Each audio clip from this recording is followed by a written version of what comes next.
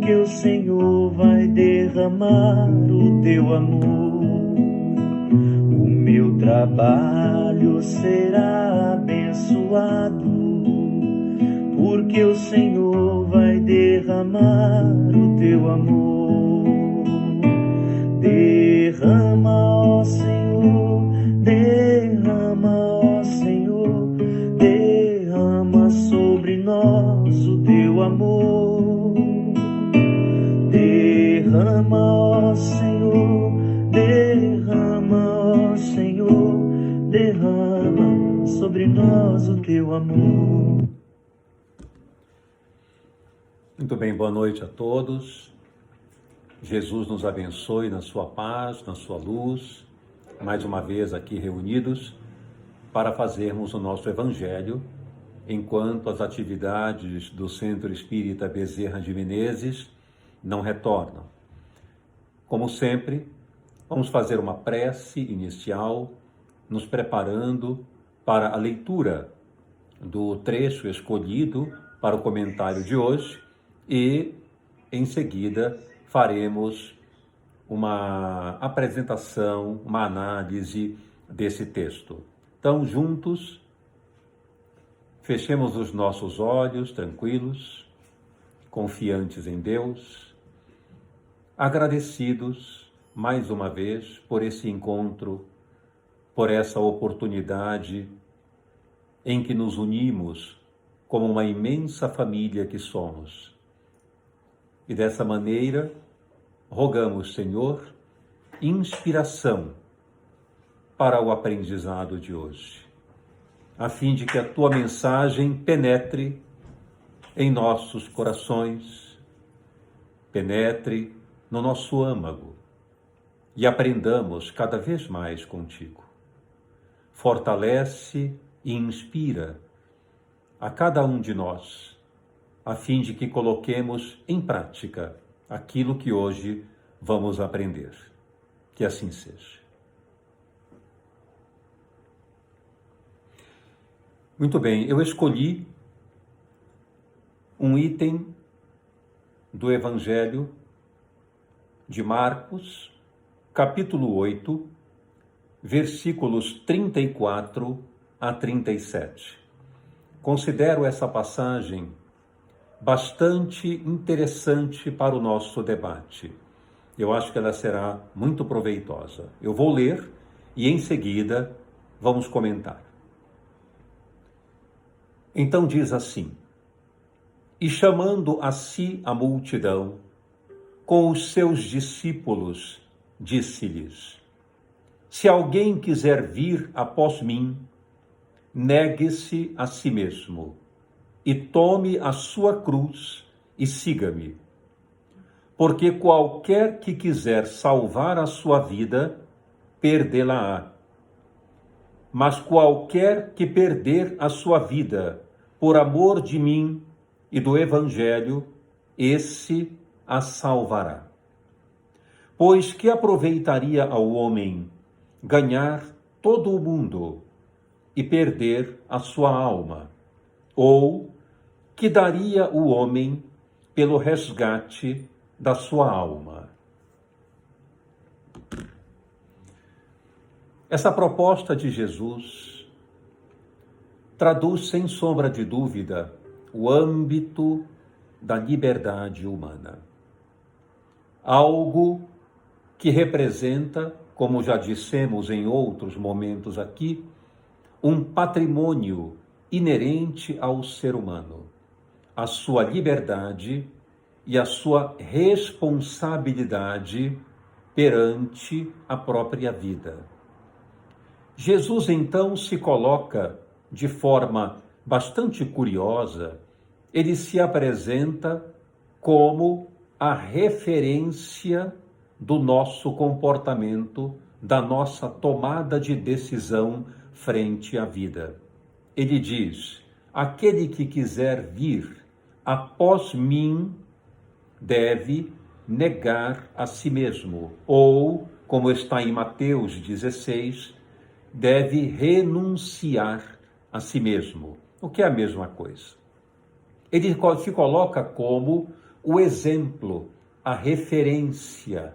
Quem quiser vir após mim. Isso quer dizer que ele nos serve como parâmetro para o comportamento sadio, para a tomada de decisão saudável. Ele mesmo se declarou como sendo a porta das ovelhas, como sendo o caminho, a verdade e a vida, como sendo aquele que é o pastor, que conduz as suas ovelhas, que conduz o seu rebanho. Isso significa que ele não é o momento de chegada ou o momento final que devemos alcançar. Ele mesmo colocou esse parâmetro da chegada ou do final que devemos alcançar, o próprio Criador. Ele disse: sede perfeitos, como perfeito é o Pai que está nos céus. Então, a referência do ponto de chegada, algo naturalmente que sabemos impossível, porque não podemos nos igualar a Deus. Por isso, então, o desenvolvimento humano, a perfeição relativa do ser humano, é uma experiência contínua diante do infinito, porque nunca poderemos alcançar a Deus. Ele se coloca, então, como o modelo, o substrato com que devemos nos basear ou basear a nossa vida, o nosso comportamento, a fim de alcançar esse objetivo final, que na verdade nunca chega, porque a evolução humana é contínua. Por que ele se colocou como o protótipo da referência que devemos nos basear, que devemos seguir? Porque toda a sua vida foi um manancial de comportamentos sadios e de atitudes benéficas, saudáveis, ou podemos dizer assim também, perfeitas, né? Jesus se comportou sempre de modo a ser o grande exemplo, o grande modelo para toda a humanidade. E o nosso papel deve ser segui-lo, ir após ele, seja seguindo a sua mensagem, a sua palavra, a sua voz, seja modelando o nosso comportamento conforme as suas ações, conforme a maneira pela qual ele se comportou ou procedeu. Então ele é o modelo, o guia, a referência, o protótipo daquilo em que devemos nos transformar ou ter como base, como alicerce, para alcançarmos os nossos objetivos de felicidade e de plenitude. Então ele continua anunciando uma proposta que é extremamente interessante do ponto de vista psicológico. E é nisso que eu quero me deter, a fim de que tiremos desses conceitos fundamentais que ele nos apresenta, que são alegóricos, claro, que representam metáforas, parábolas. Ele sempre falou por parábolas. Às vezes ele era muito duro, muito incisivo nas suas orientações, mas essa forma incisiva de falar nada mais era do que uma forma alegórica, metafórica, que somente posteriormente, como na fase atual em que nos encontramos, começaríamos a entender. Então ele propõe que todo aquele que quiser ir após ele deve renunciar ou negar a si mesmo. Vamos parar aí e examinar o que isso significa. Negar a si mesmo. A primeira impressão que logo nós temos é que nós devemos então nos abandonar. Nós devemos nos esquecer. Nós devemos tirar tudo aquilo que é bom de nós. Parece que, dessa maneira, dá-nos a entender que devemos sofrer, que devemos suportar, aguentar a dor. Nada disso. A verdade é que o significado de negar-se não é esse. É um símbolo, é uma figura de linguagem, é uma alegoria. como dizia Allan Kardec, é uma alegoria. O que significa negar a si mesmo? Em resumo, numa frase, podemos dizer assim: negar a si mesmo significa parar, interromper o comportamento de se concentrar demasiadamente em si. Isto é que significa negar a si mesmo. Nós temos o hábito da hiperconcentração. Concentramos-nos demasiadamente em nós mesmos. Fiscalizamos o tempo inteiro se estamos bem, se estamos sendo atendidos, se tudo está ocorrendo de melhor para nós, se as pessoas gostam de nós, se as pessoas se preocupam conosco, se tudo está estável na nossa vida. E quanto mais fazemos isso, mais nos distanciamos daquilo que é importante realizar. Esquecemos fundamentalmente dos nossos objetivos quando nos ocupamos demasiadamente de nós mesmos.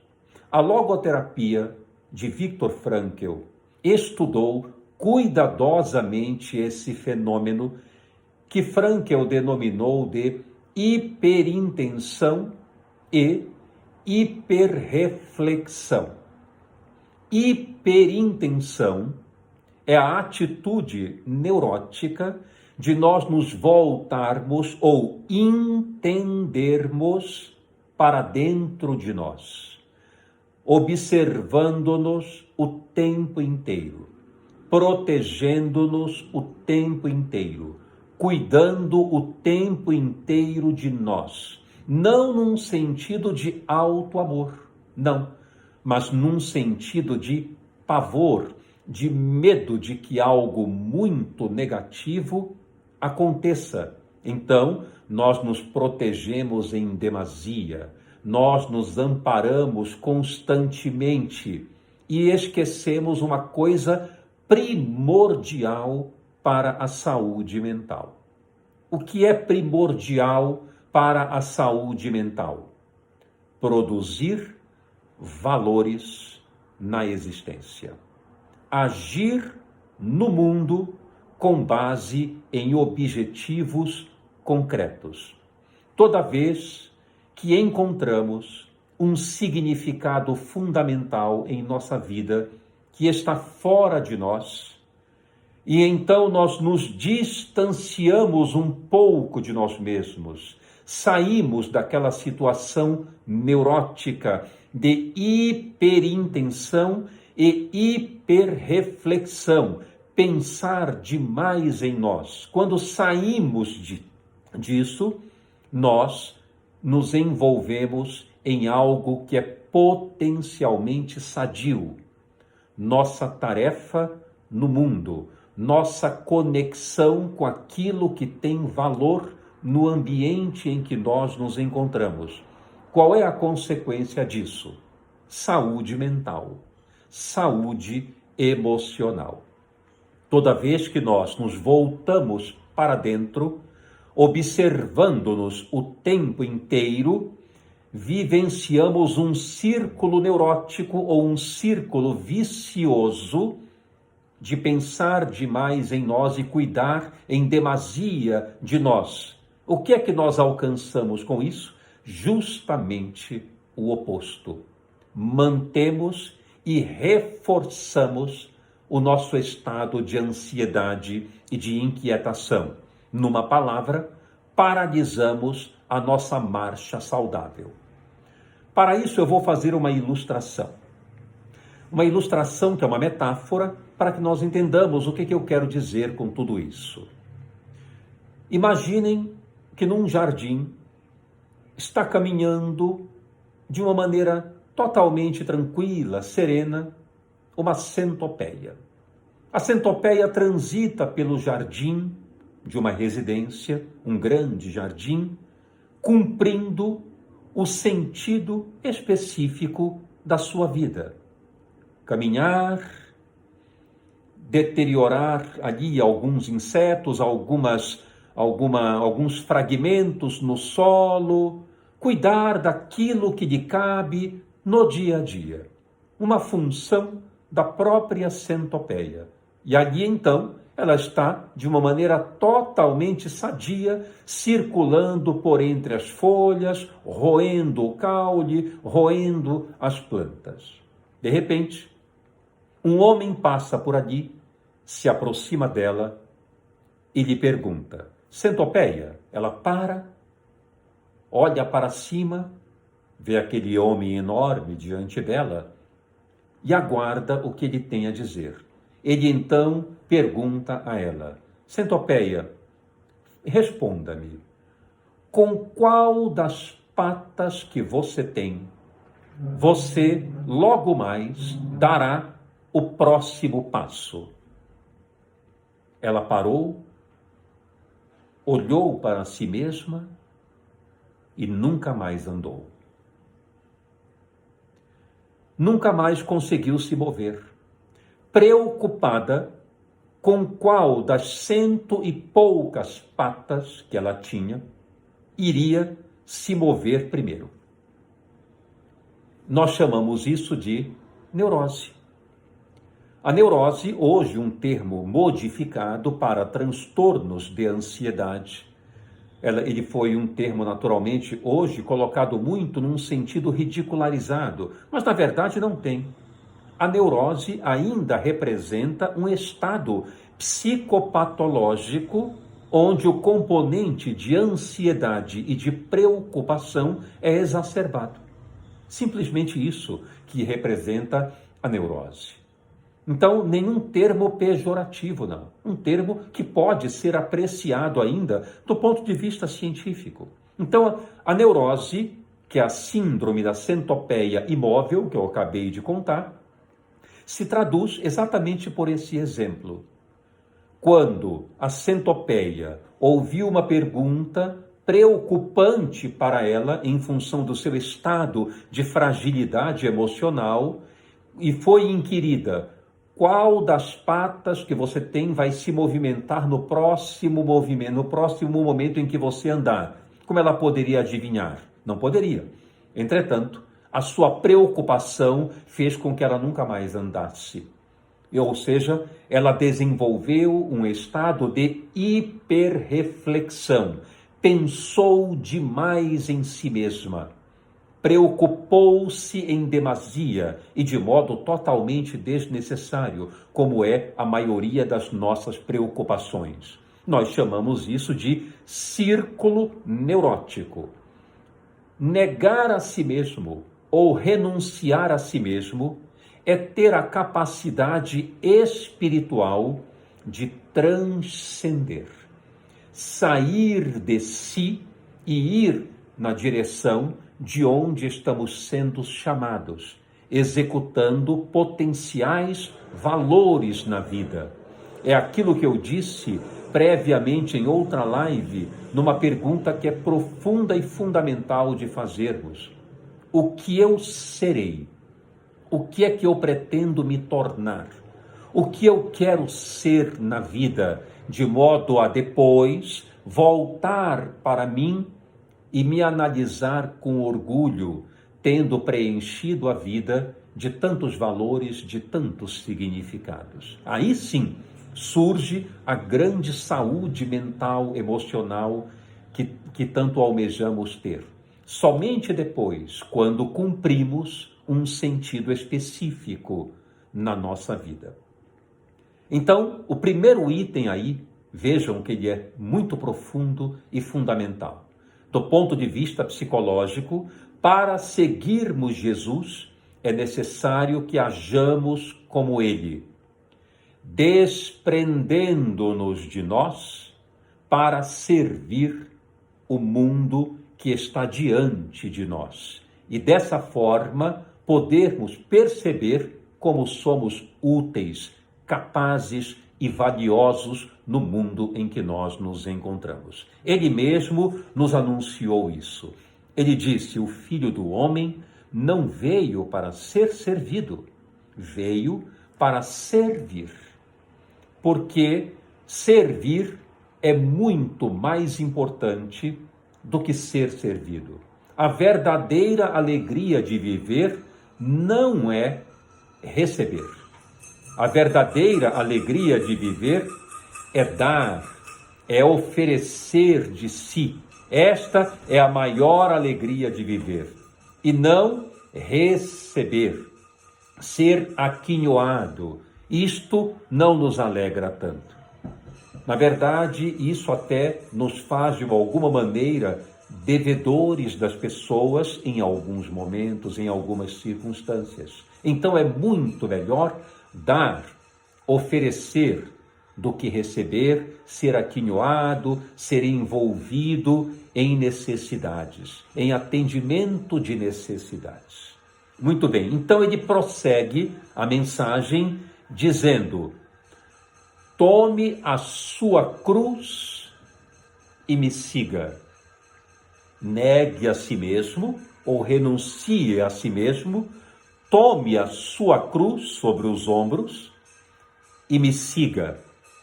Vamos avaliar o que significa tomar a cruz sobre os ombros. Essa afirmação é excepcional do ponto de vista da psicohigiene ou da saúde mental. Tomar a cruz, da mesma forma, é habitualmente mal interpretado, mal avaliado por nós. Logo imaginamos que, sendo esse mundo um vale de lágrimas, um vale de tormentos, nós estamos aqui para padecer, aguentar e sofrer. Nós estamos aqui para suportar os problemas, a doença, a miséria, as dificuldades e padecer nesse vale de lamentações. Um grande equívoco.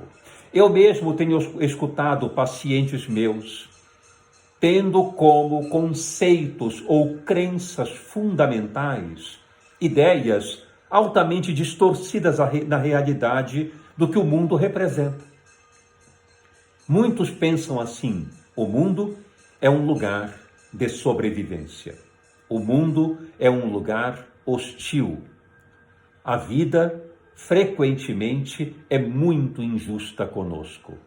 São equívocos, porque, na verdade, a vida não é nem boa nem má.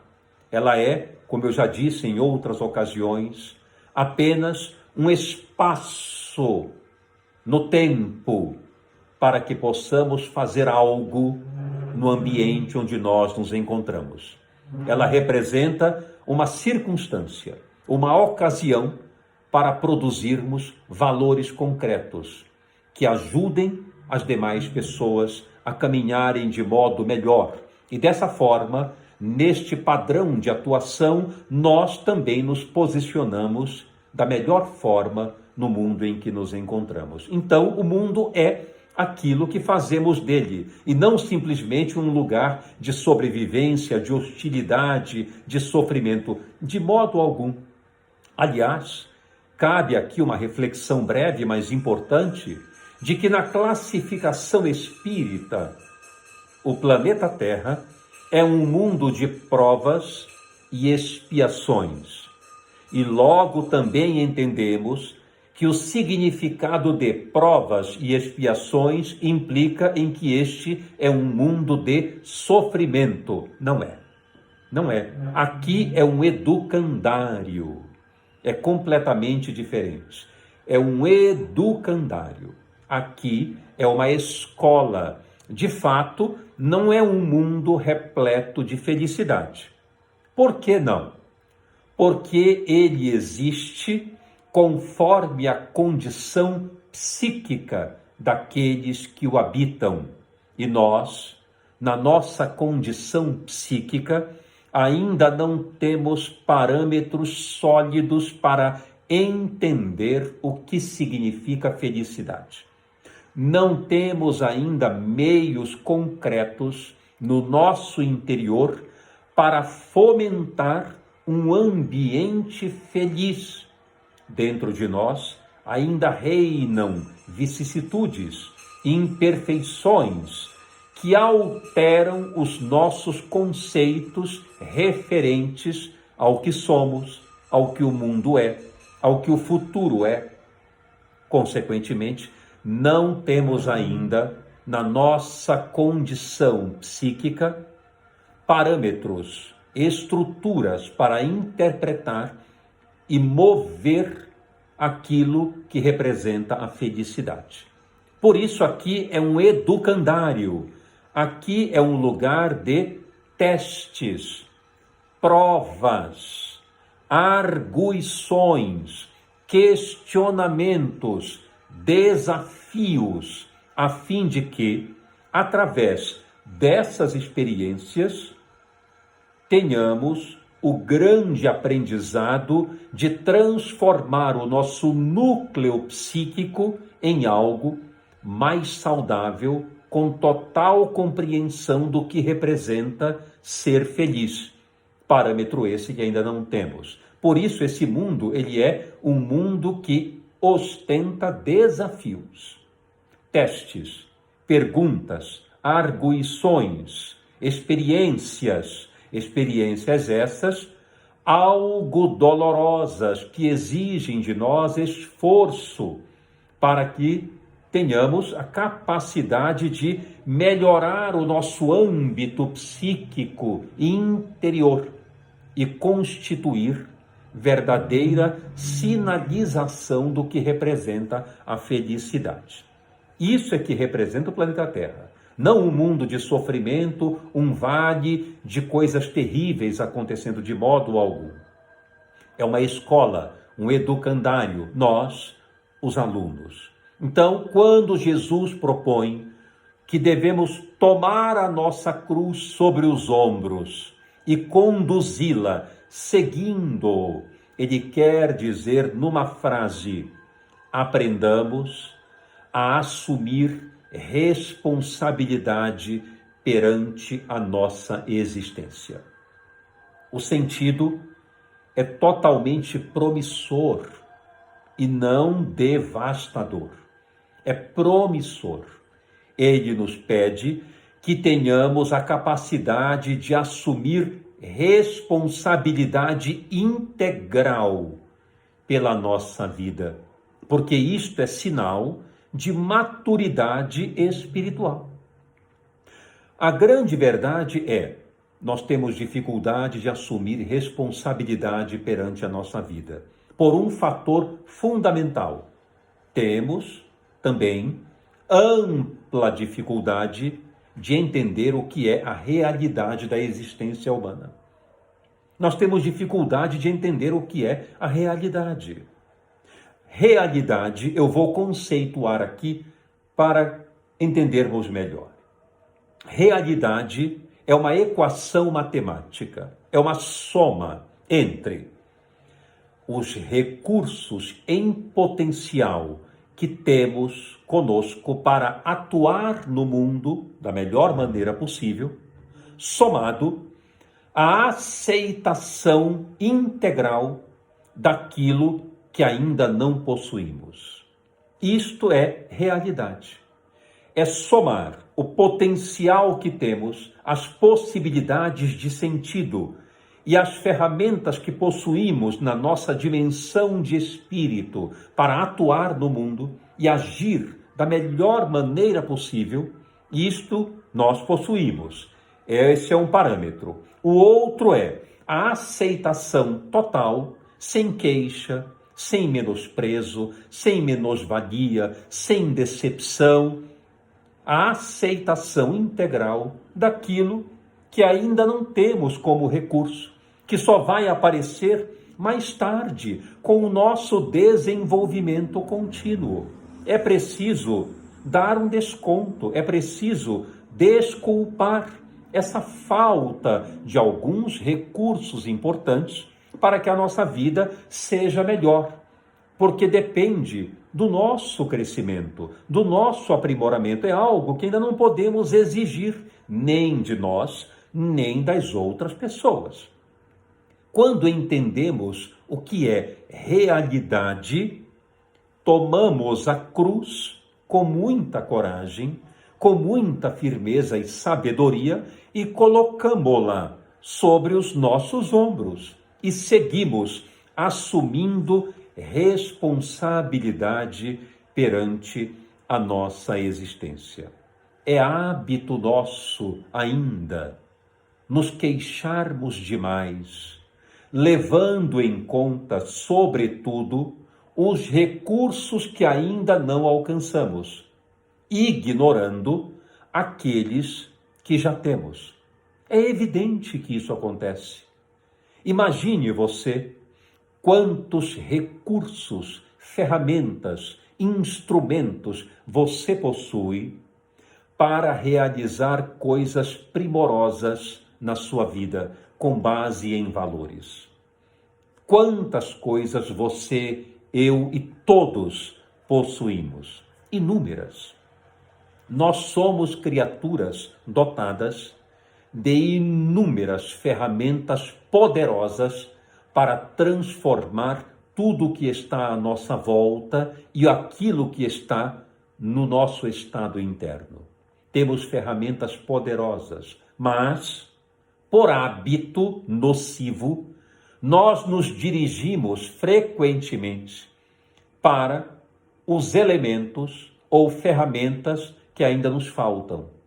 E habitualmente, notando isso, envergonhamos-nos de nós, colocamos-nos numa situação emocional precária e transferimos, por meio de projeção psicológica, a culpa para os demais. A queixa, portanto, representa uma estratégia altamente esperta, podemos dizer assim, num sentido coerente, não pejorativo, num sentido coerente. É uma certa esperteza inconsciente de nossa parte para não sairmos do lugar. Veja que curioso. A pessoa que se queixa demasiadamente, a todo momento reclama, esta pessoa nada mais está fazendo do que utilizar uma estratégia para ganhar tempo e nada fazer para melhorar. Porque ela tem medo de ousar, medo de avançar, medo de arriscar cuidadosamente em prol de algo melhor. Todo aquele que não coloca a cruz sobre os ombros, portanto, que não assume responsabilidade perante a própria existência, este vive em um estado profundo de medo substancial. Medo de amar, medo de sofrer, medo de perder, medo de tudo aquilo que significa ir para a frente na existência. O que ele faz, então? Ele enterra todos os recursos que já possui para tal transformação e passa apenas a se queixar daquilo que ainda não adquiriu, lamentando essa falta na figura do outro, acusando-o, reclamando em relação a ele, queixando-se pontualmente quanto aos afazeres dos outros em relação a ele. Nós podemos perceber isso claramente na parábola dos talentos. Talvez você se recorde dessa parábola. A parábola dos talentos se dá quando um homem, precisando viajar para terras longínquas, dá responsabilidades, veja a conexão, dá responsabilidades a 3 de seus servos. A um dá 5 talentos, a outro dá 2 e a outro dá 1. Aquele que tinha 5, produziu mais 5 e fez 10, multiplicou-os. Aquele que tinha 2, fez 4, multiplicou-os. Aquele que tinha 1, por medo do que poderia acontecer com aquele recurso que ele possuía, enterrou-o, porque ele pensou da seguinte forma queixosa: pelo menos eu vou entregar ao meu patrão aquilo que ele me deu. Eu não arrisco, portanto não perco, devolvo pelo menos aquilo que ele me entregou. Só que esta visão de mundo e esta visão de indivíduo atuante no mundo é altamente perniciosa. Esta visão, ela é negativa, porque a criatura não evolui, não cresce, não ousa, não enfrenta seus medos, seus dissabores, suas limitações. Na linguagem de Viktor Frankl, ela não transcende a si mesma. Ela se mantém exatamente aonde está. E pior, além de se manter paralisada, ela também neutraliza, destrói, enferruja aqueles potenciais que ela possuía. Porque a ferramenta parada, a ferrugem toma conta. Então chega ao Senhor e o servo que enterrou o talento diz algo excepcional, que vale a pena nós nos recordarmos.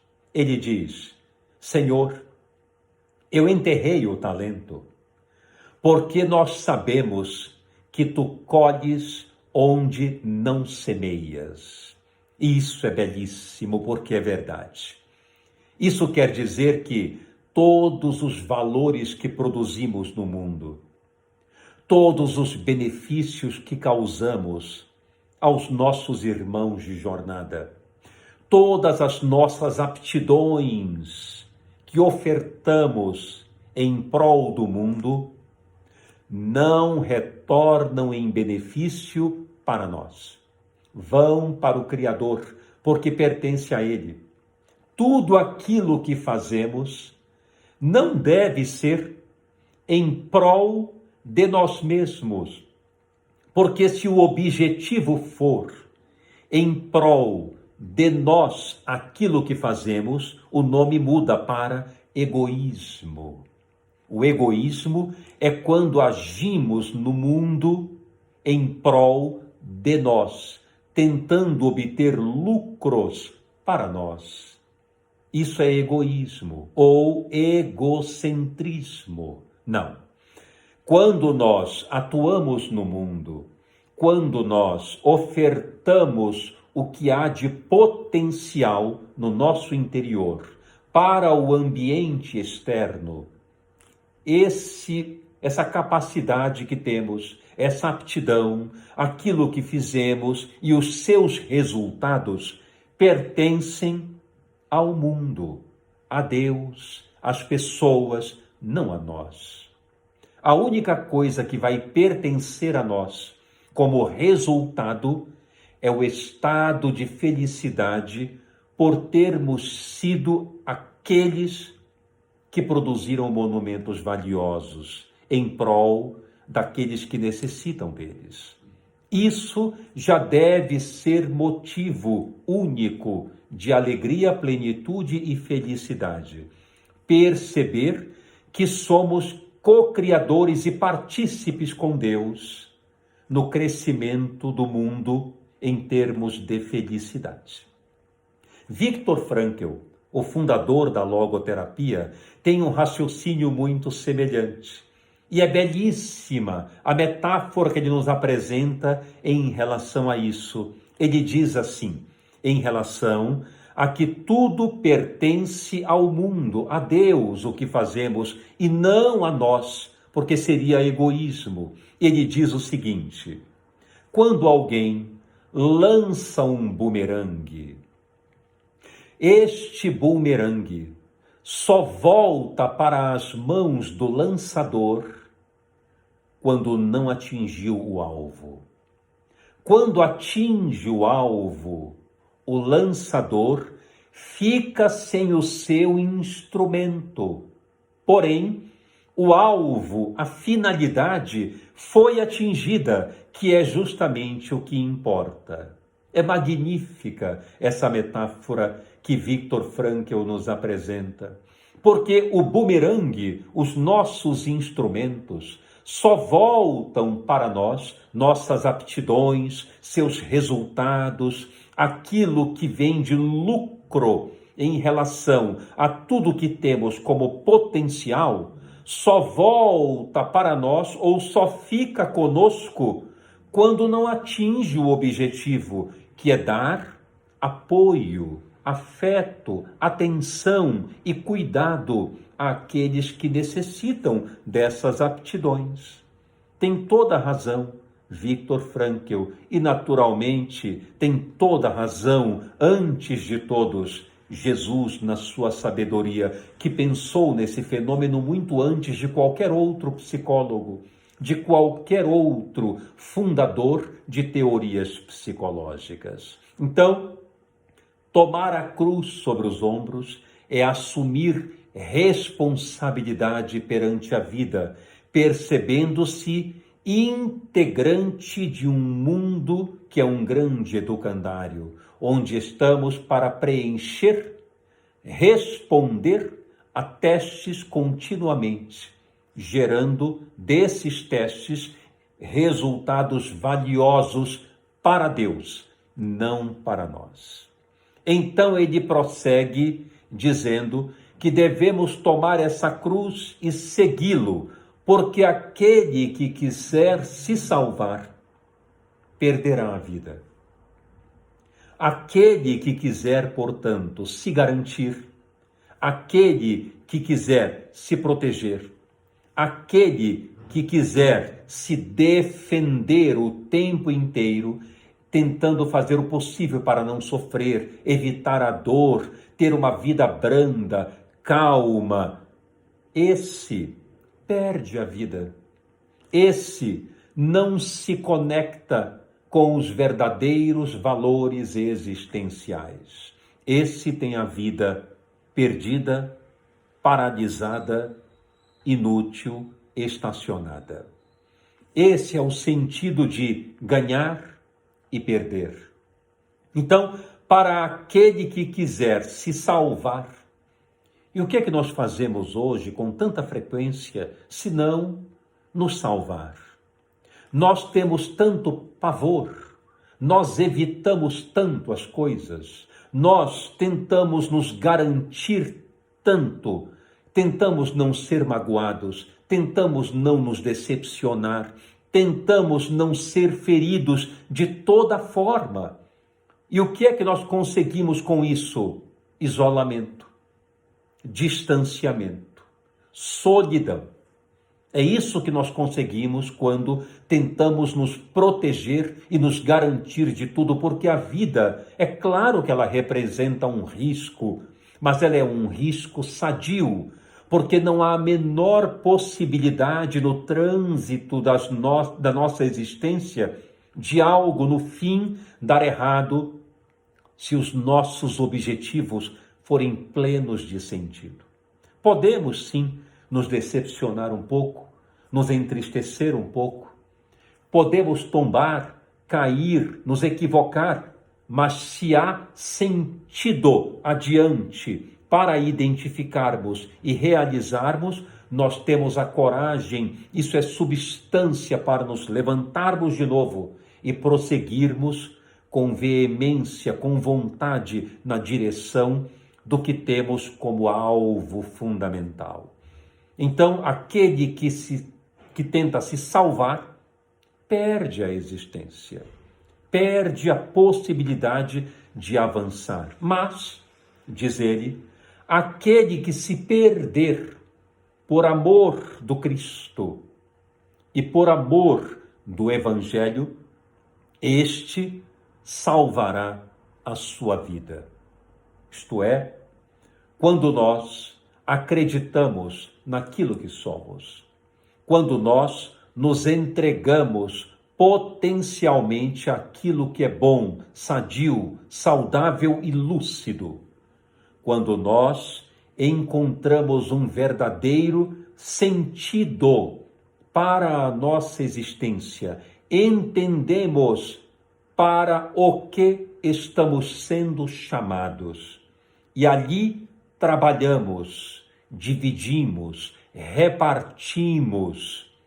Dessa forma, salvamos definitivamente a nossa vida, multiplicando valores, multiplicando benefícios para tantos que se acercam de nós. Assim aconteceu com aqueles que tomaram os seus talentos nas mãos e, superando o seu medo, é claro que eles tiveram medo, ficaram com medo de perder, ficaram com medo de aquilo que eles adquiriram como instrumentos que ficasse desorientado pelo caminho, perdido pelo chão.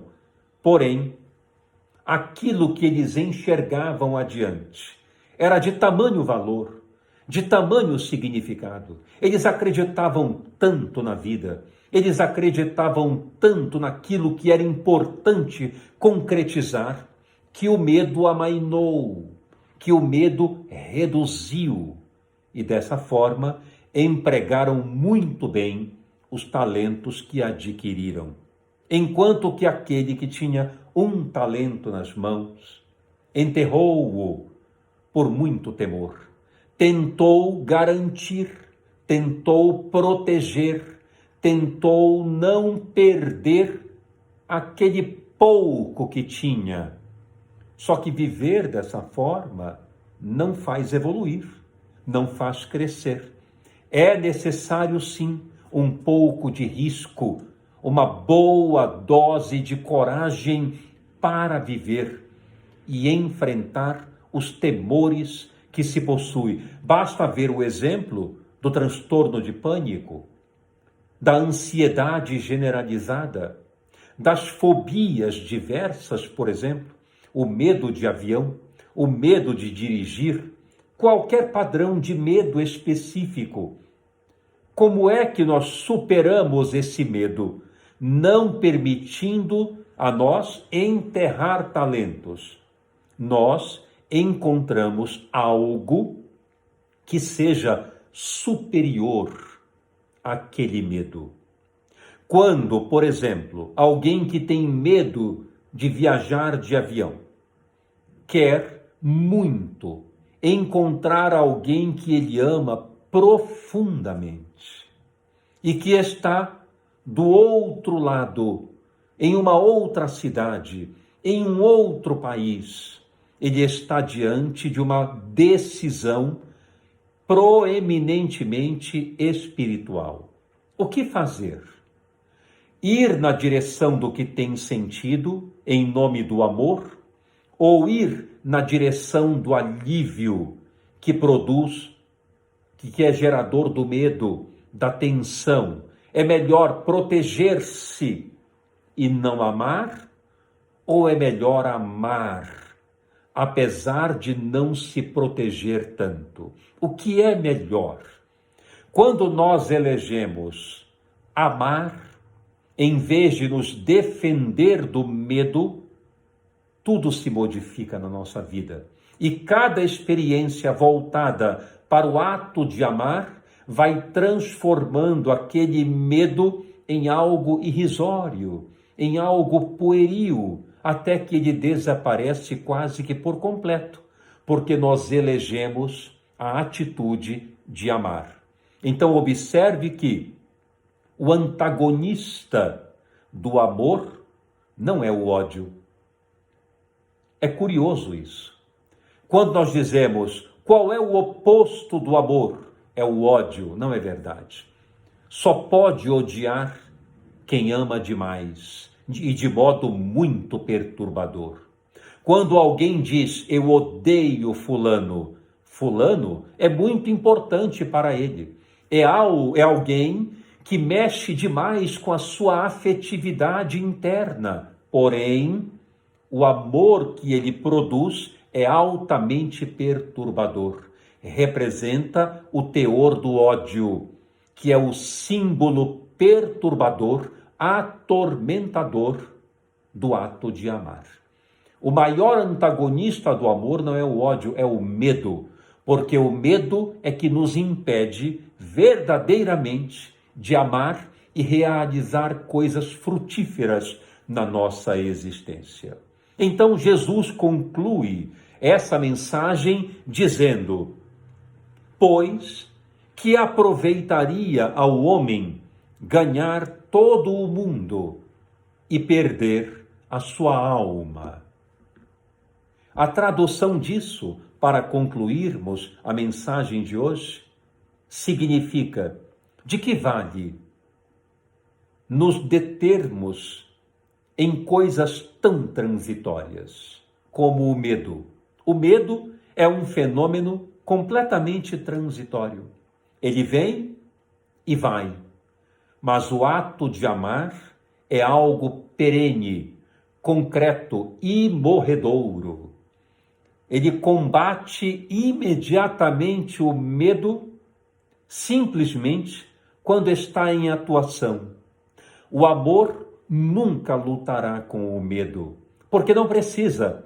No momento em que o amor é praticado, o medo automaticamente arrefece, desaparece, diminui. Quando a gente vê, se diluiu na esfera do tempo, do espaço, e perde a importância quando amamos. Entretanto, quando temos muito medo e deixamos de praticar o ato que é representado pelo amor, nem por isso ele deixa de existir. Ele continua ali, aquele ato sublime, aguardando execução, porque ele é perene, ele é o símbolo de Deus. Então, vale aqui essa reflexão de que nós estamos no mundo para superar justamente as nossas vicissitudes. Nós estamos no mundo para transcender os nossos temores. E fazemos isso de uma maneira tão jovial, tão alegre, tão sem temores, porque viver é uma bênção. Viver é uma experiência eterna, seja na carne ou fora dela. Viver continua sendo uma experiência eterna. Quando nós deixamos este corpo, a única coisa que nós fazemos é mudar de dimensão, mudar de estrutura vibratória, de ambiente vibratório, e continuamos a ser exatamente aquela pessoa que somos, com os nossos conhecimentos, com as nossas capacidades, com os nossos potenciais. A mesma pessoa. Portanto, o sentido do amor, ele é inabalável. É para isso que serve a vida, para amar continuamente.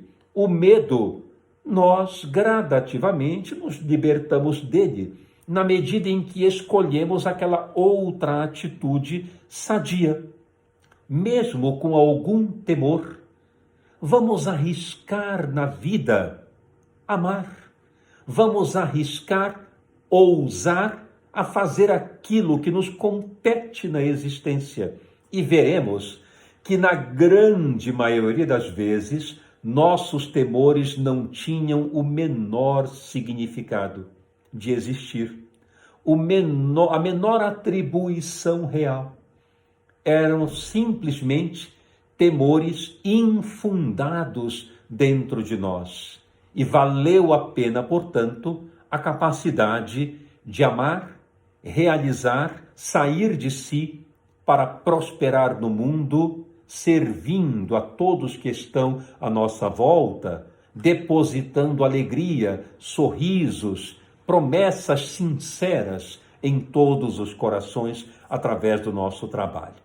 Isso é que nós precisamos aprender dentro dessa análise no trecho que trouxemos do Evangelho de Jesus. Eu espero que tenha servido essa reflexão para que você se sinta encorajado nesse momento tão difícil que parece ser tomado de medos que você, eu, todos nós, possamos, em vez de focalizar o temor do que pode acontecer, possamos identificar o amor que pode resultar do bem que façamos justamente agora, apesar do temor.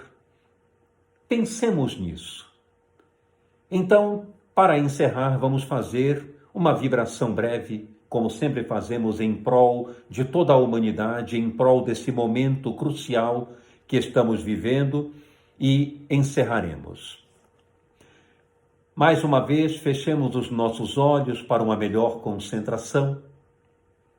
Juntos, unidos, em nome do Cristo, que nos ama incondicionalmente, nós vamos vibrar por todo o planeta, por todos os povos, nações e territórios, por cada criatura encarnada e desencarnada que habita este planeta, para que as bênçãos de Deus recaiam sobre todos.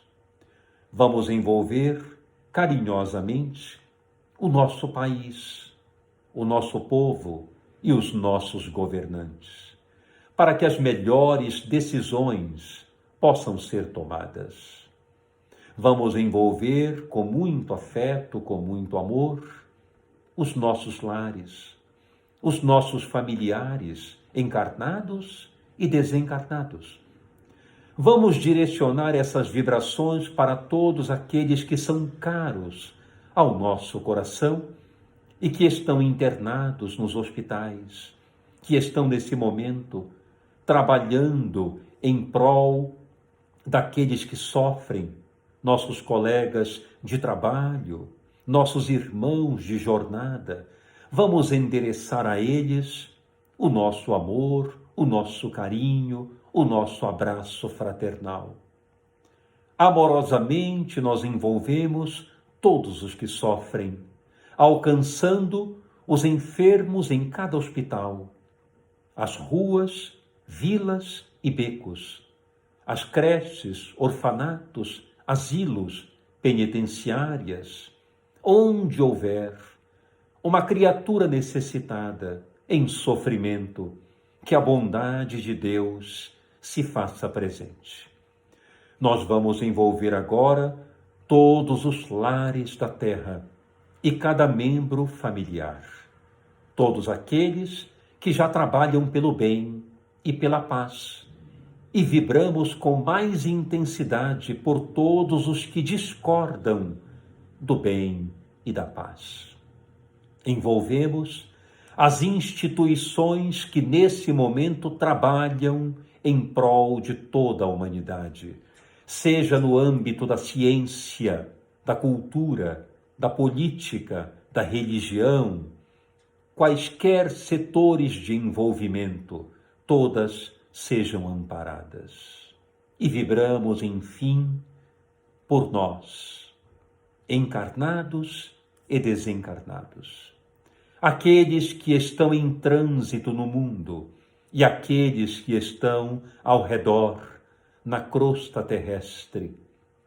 Pedimos, Mestre Jesus, por todos, para que o teu amor, a tua contribuição profunda e fraternal alcance cada coração, depositando esperança, confiança e responsabilidade de atuação para dias melhores em todos os âmbitos da natureza.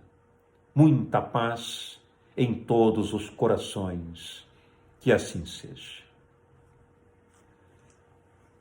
Então nós agradecemos a participação de todos e colocamos-nos aqui em permanente oração, em permanente atuação de dentro para fora, para que o mundo seja um lugar melhor.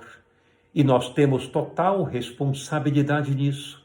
Não esperemos por ninguém para fazer do mundo aquilo que desejamos. Façamos nós, de nós mesmos, o grande exemplo do mundo que desejamos. Muita paz a todos.